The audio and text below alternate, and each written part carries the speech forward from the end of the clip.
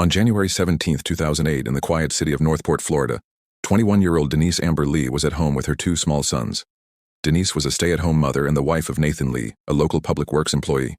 They were a young couple, deeply in love and building a life together. Denise had recently earned her cosmetology license and was excited about her future. That afternoon, Nathan came home from work and found the house empty. His sons were inside, alone. Denise was gone.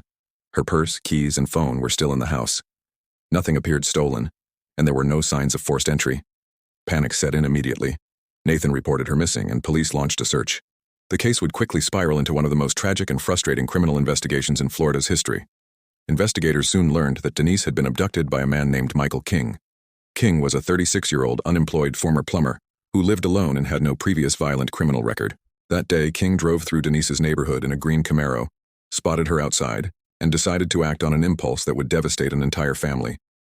King forced Denise into his car and took her to his home. There, he restrained her using duct tape and committed sexual assault. He then drove around with her still in the vehicle, during which Denise managed to make a desperate call to 911 from King's cell phone.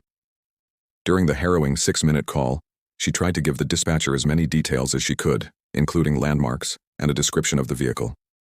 But due to issues with the call's triangulation and a lack of urgency in handling it, officers failed to locate her in time. Making matters worse, multiple 911 calls from other witnesses also failed to lead to her rescue. One of those calls came from Jane Kowalski, a woman sitting at a stoplight who heard screams coming from the car parked beside her. She called 911 and provided the make and model of the car. That tip should have been enough to save Denise, but it was not acted upon fast enough. By the time police identified Michael King as a suspect and arrested him, it was too late.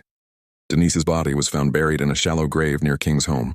She had been raped and shot in the head. Her kidnapping, assault, and murder had occurred in less than 24 hours.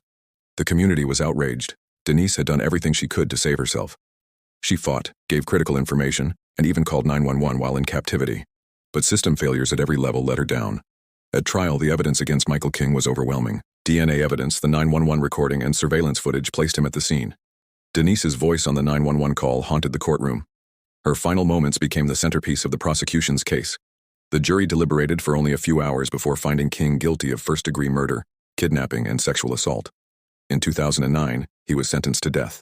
Denise's husband, Nathan, who had been vocal throughout the investigation, became an advocate for better emergency response training. He believed the 911 system had failed his wife and sought legislative changes to ensure no other family would suffer the same fate. Florida lawmakers passed the Denise Amber Lee Act in 2010. The law mandates training for all 911 operators in the state, improving coordination and ensuring that calls like Denise's are never mishandled again.